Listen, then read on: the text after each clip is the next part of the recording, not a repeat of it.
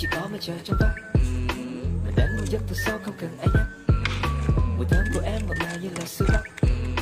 Và bao phiền lo chỉ vẽ vụt bằng quanh tắt. Chẳng phải lo vì gấp vội mang chiếc lab chạy đến công ty. Quần áo thong tắp và mang giày tay hay vest cocky. Rời xa thành phố ra ngoài ô bằng sông lộ kỳ. Cái cối sẽ ngát mà không phải lo bị hết oxy. Xe nào đi cùng anh lên cuối đất, đi cùng anh toàn trên trời.